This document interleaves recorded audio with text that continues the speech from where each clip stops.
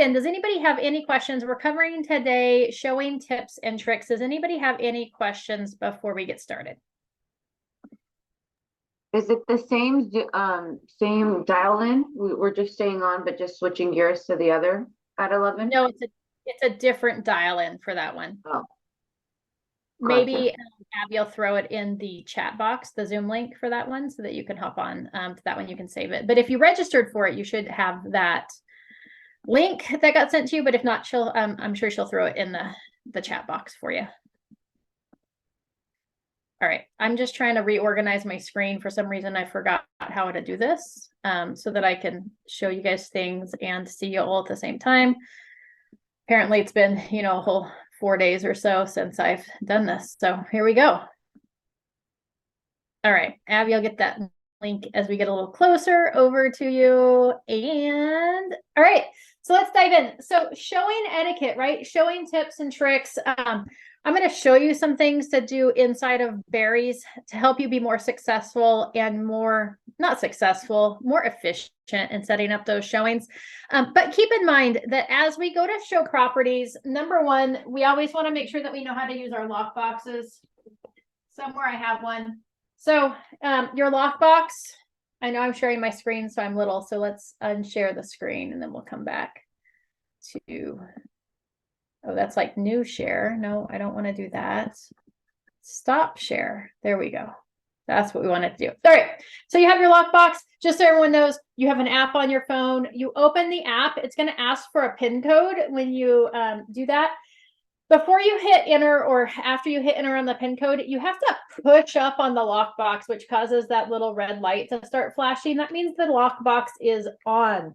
The lockbox has to be on in order to be activated. So if you put in your PIN code into your app and you hit open shackle or begin, I think is what it says, and it's not doing anything. If you have your ringer on your phone, it'll beep at you to go like beep, beep, beep, beep, beep, beep. And then as it actually is communicating with the box, because it's all on, it'll beep, beep, beep, beep, beep, beep, beep, beep, beep, and it'll go doo and like play a little tune. Hope you guys all really enjoyed that. When it actually is successful at opening, once it's successful, you'll tap on the bottom again, and that bottom will fall out once it's been successful and that lockbox has been opened. If you click on it too many times before you try to open it, you may confuse the lockbox and it may not work. So you may have to give it a minute to like refocus and then tap the bottom once again to cause it to refocus. So that's the lockbox. Okay, you don't want to like, when you go to open it, you don't want to hold it up in there, because what'll end up happening is instead of it falling out, it'll actually open the box and then close the box back up. So just something to keep in mind, but you do need to activate it by doing that. That's the same thing that you would do if you're gonna put a lockbox on your listing or take a lockbox off your listing. Then when you have to have your code for that lockbox, so the shackle code, which is usually different than your PIN, you have 2 different codes for each lockbox. You touch the bottom, it'll say shackle can be released. You, instead of opening the bottom, you'll push down on the top and that top portion will come out. So that's how you open the shackle to put it on or off a listing. Once inside that box though, I usually keep, and I don't put the key holder back inside the box while I'm showing the property. I usually leave it laying underneath the lockbox. And I do that so that if somebody comes behind me to show that property, they don't waste time opening that lockbox only to find there's no key there and then get frustrated and not realize I'm already showing it. So if I leave the key holder down on the ground, or if I carry it around with me, then they know that there's no bottom there and they know not to open the box, that they should wait. If you show up to a property to show it and somebody else is already showing that property, please patiently wait your turn. Okay, you can wait out in the driveway, you can wait on the walkway, just make sure the other people can get by when they're done showing. Sometimes I'll hang out in the driveway for a few minutes, and then if it doesn't seem like they're wrapping up, maybe they don't even know I'm there, I might move to the walkway, or I might even go knock on the door and say, hey, Amy Petard here, Realty One Group. Just want to let you know we're here for our showing time, which was scheduled for 10:30 this morning. We're going to wait outside, so just let me know when you're done, right? So I'm just going to give them a little hint like, hey, we were scheduled for now, and we're going to be waiting outside for our appointment time. So hopefully they can begin wrapping up with their clients. if they're in my appointment schedule time. I would still never go in and try to show two buyers with two different agents at the same time. It just becomes awkward really quickly. So that's kind of showing etiquette. As far as safety goes when showing properties, remember, even if it's somebody that we kind of know, unless it's a good friend or family member, we always want to be in the habit of letting them enter into the house first and guiding them through the house from behind. We never want to leave ourselves in a position where we've cornered ourselves into a room with no exit points. Okay, it's just a safety thing. So let them go into the bedroom and wander about. You don't have to go in there at all. You definitely wouldn't want to lead them in there. You're going to follow them in there so that if something happened, you're the first person at the door and out of that. If they tried to attack you or something happened, right? Generally, that doesn't happen very often. But in the case that it does, it's just good practice to be conscious of that. Same thing like if you were hosting an open house, just a little bonus tidbit here. You never want to corner yourself. You always want to know what your escape routes are and what your access points to that property are. And always make sure that you're between the access point and the people that are in that house, so that if something went south, you could get out of there and get the police called. Okay, so that's kind of showing etiquette as far as that goes. If you get to the house before your clients get there to show it, maybe you only have one property to see, like go ahead and flip on lights, open the house up, make it look pretty. And always when you knock on the door, even if it says it's a vacant home or they're supposed to be expecting you, grab that key out of the box, knock on the door, and wait to see who answers. I can't tell you how many times I've been to a vacant house and somebody is there that's not supposed to be there, or maybe they forgot that their relative was showing up to stay at the property for the weekend or whatever that might have been. I've also walked in on people doing things that I would never really want to see people doing. So always announce yourself, right? So we knock on the door. We assume the seller's gone. It's always, hey, this is Amy with Realty One Group. I'm here to show the house, right? You call when you open that door, so that they didn't hear the door knock. Maybe now they've heard you, right? Or the other thing is that becomes a safety and security thing as well. Back in 2008, when we had all those foreclosures and vacant homes sitting on the market, we had squatters in a lot of those properties. And by, knocking on the door, waiting to make sure nobody answered, even when I knew the property was vacant, by opening the door and announcing myself, I've now given that squatter the opportunity to leave out the back door, which happened on a regular basis. They were jumping fences and doing all sorts of shenanigans there. So just safety and security, make sure you always knock or ring the doorbell. You can even do both. You can always ring the doorbell, nobody answers. Or sometimes what I'll do is I'll knock, nobody answers. I'll ring the doorbell and then I'll start unlocking the door at that time. And then I open the door, announce myself, and then I proceed forward with inviting the buyers into the house before me, and then following them through and guiding from behind. Any questions about that process? All right. So that's kind of showing etiquette. Normally, let's go back to, I'll share my screen now. Desktop 2. Oh, that wasn't what I wanted to share. Hold on. Stop share. Let's try this again. Screen share. I told you, I feel like a rookie today. Desktop 1, share. All right, there we go. So I do have the chat box open in case you have any questions. You can throw it in there as well. All right.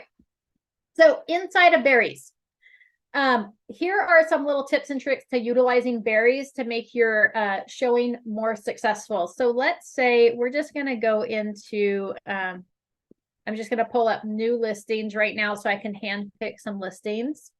So let's say that our buyer has sent us a list of properties that they want to see. There's a couple ways. If you're using berries as your property search, you can go into their property profile, pick the ones that they've flagged to see. That's one way to do it. Throw them in that saved bucket. Or if they're like, hey, I'm interested in this one and this one and this one, they're just a random list of properties. You can always pull them up this way. You just plug in the beginning of the address, hit search, that property is going to come up. Once you have identified those properties, so let's say we're going to pull these properties from Dixon. I'm going to select 5 properties from Dixon. Oh, I don't really want that one. We're going to go 4. So I've selected these 4 properties. Let's say these are the ones my buyer said they wanted to see. I'm going to select those and then I'm going to come up here and hit add to cart. If you're not using carts, this is one of the best ways to utilize carts. Not only that, but if you're using the buyer representation, buyer representation and broker compensation form, remember if the buyers cancel on you, you have to provide them with a list of properties that you were instrumental in getting information for them on, or what would be considered the procuring cause, right? Like we showed them those properties or we called those agents to get information for them. If you add those properties to a cart, you have a record of what properties those were. Okay, because just not all the properties on their list fall into that category. You actually have to like do work on their behalf or show them that property. So this is a way to do it. So we're going to hit add to cart. You're going to hit add to a new cart. And then I usually name the cart like Petard, and then it would be 926 showings, right? So, hey, the last name of the buyers, the date that we're going to do the showings, and showings is usually what I name it. Now, I don't clean up my cart very often, my carts. So sometimes I start doing things like this so that it'll show up at the top.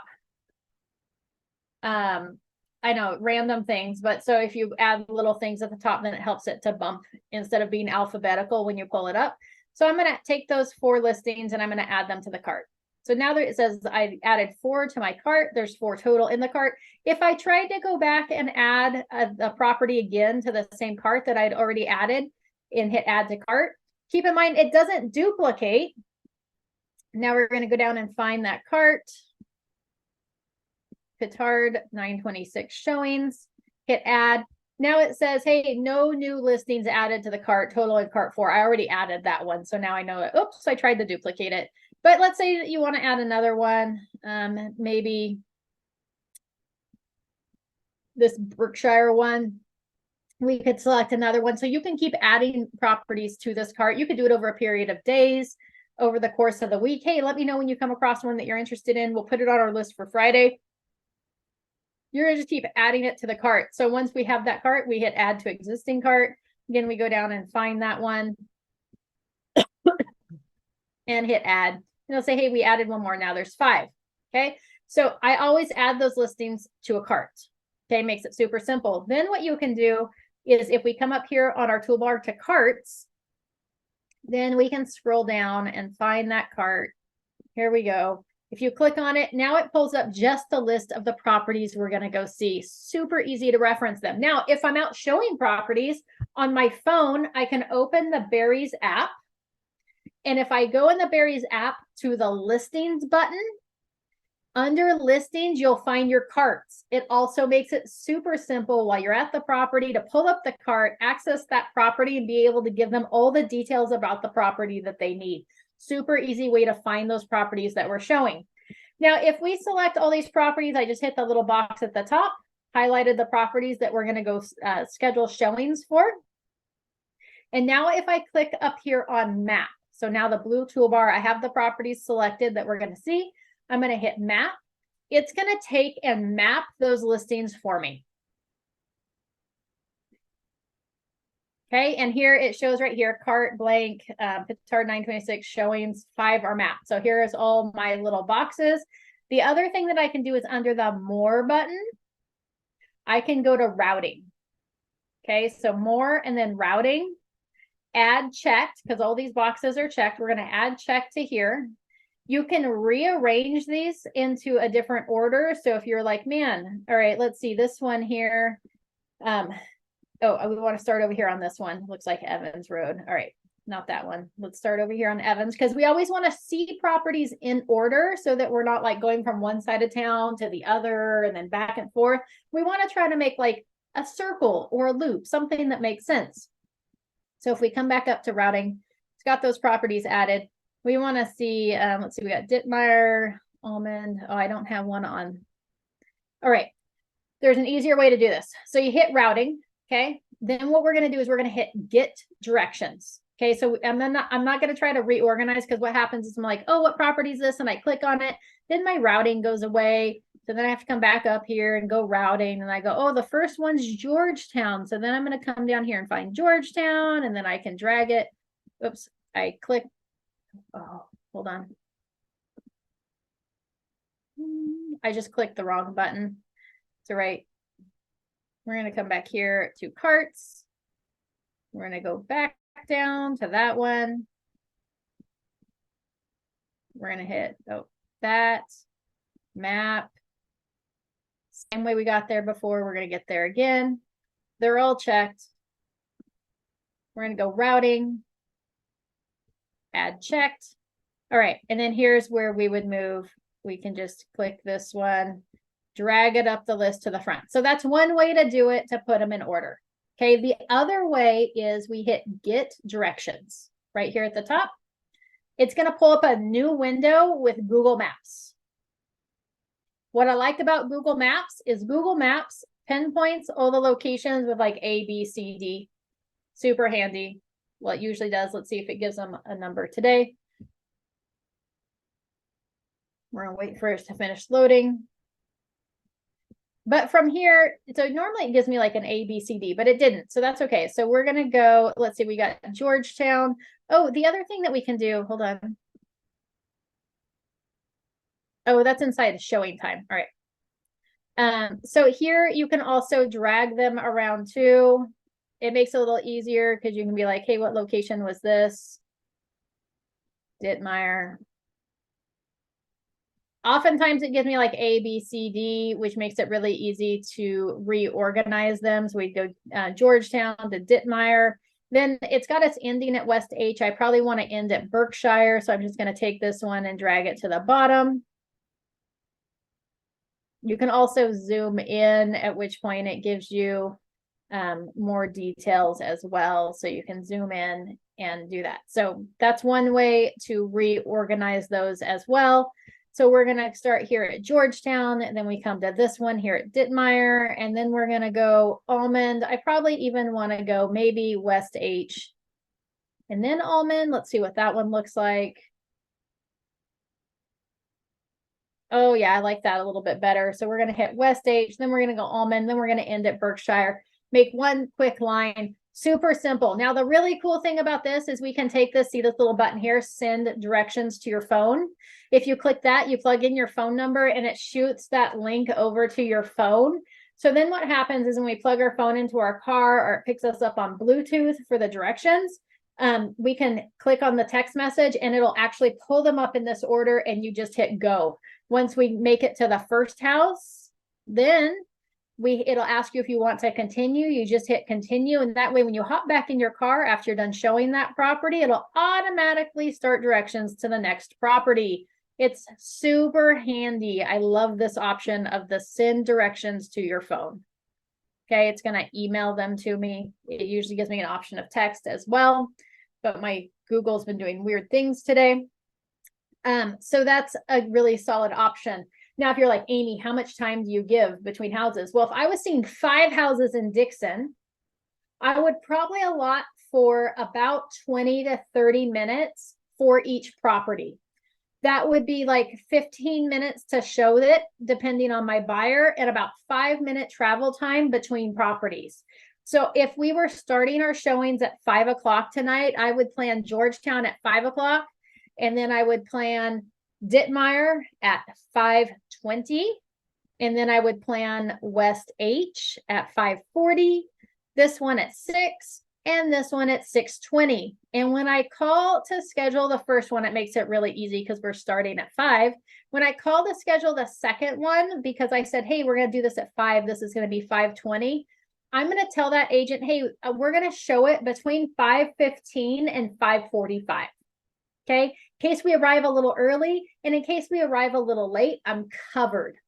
Okay, the next one, because I said we were going to get to this one at 5:40, I'm going to say, hey, between 5:30 and 6. This one I said 6 o'clock, I'm probably going to say, hey, 5:45 to 6:15-ish.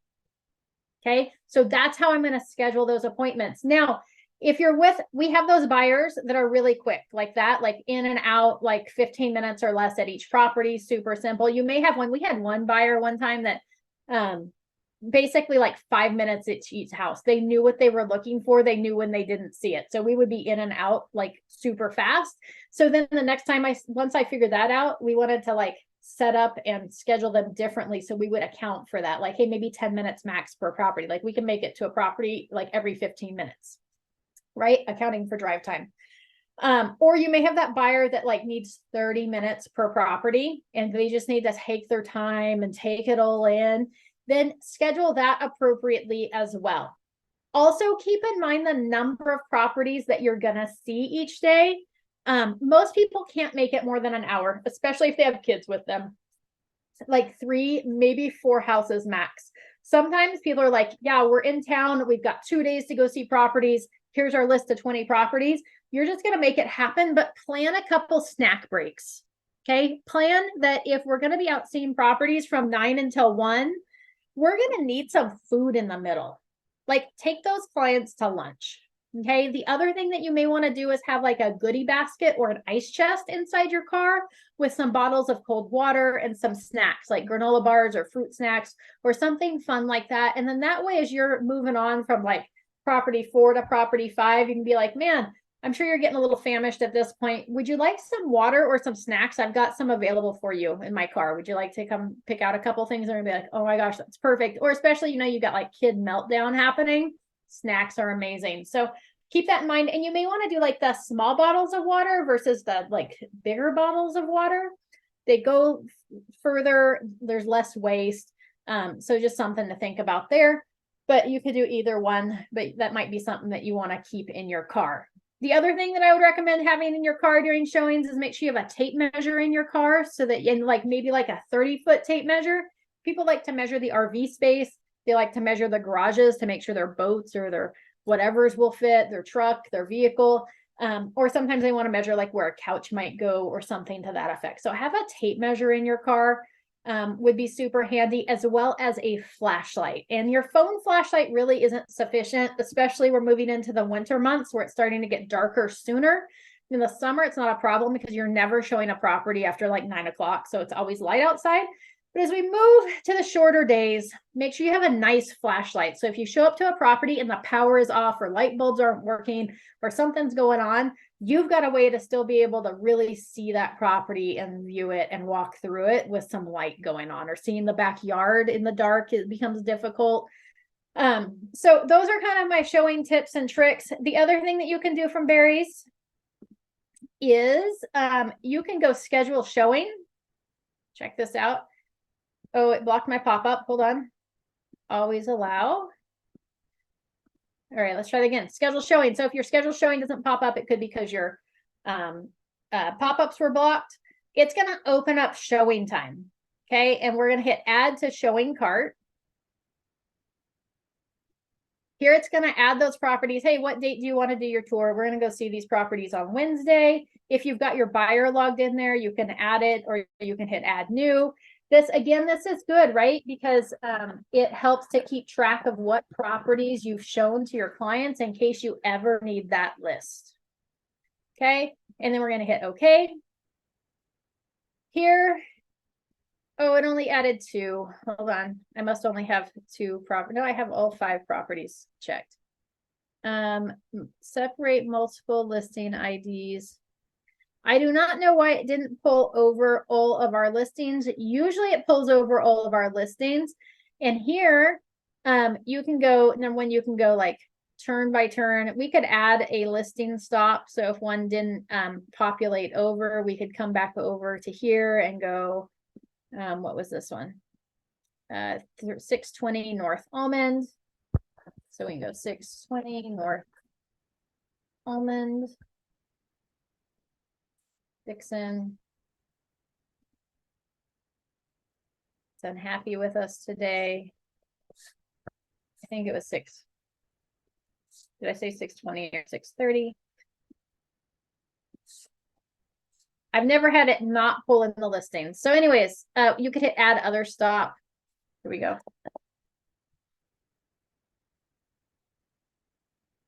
Thing 6. ALMOND. There's the link for the next training. Dixon, California. Add stop. There we go. All right. So then, see, you can pick times. So you could add listings that way. If we click this button for Smart Routes, it's going to automatically route those listings for us. So we've got Dittmeyer, then Almond, then Berkshire. It puts them in order for us by going into Smart Route. So that if you don't want to do any brain power whatsoever, this might be your best route to take multiple listings, put them into something, and have it spit back out the order in which you should do those in. The other thing that you can do from here, so there's those listings, and then we'll wrap up, is you can go, hey, pick a time. So if we're going to go Dittmeyer first, and we're starting at 5 o'clock. Oh, let's go afternoon, 4:45, 5 o'clock. And our end time is going to be 5:30 because I'm always going to schedule for 30 minutes. We're going to hit save. Here, we're going to pick a time. This one, we're going to remember, we're going to get there closer to 5:30, but I'm going to, or 5:20, but I'm going to schedule it from 5:15 to 5:45. And I'm going to hit save. And then this one, pick a time. So remember, I was at 5, 5:20, 5:40. So this one I'm going to schedule from 5:30 to 6 o'clock.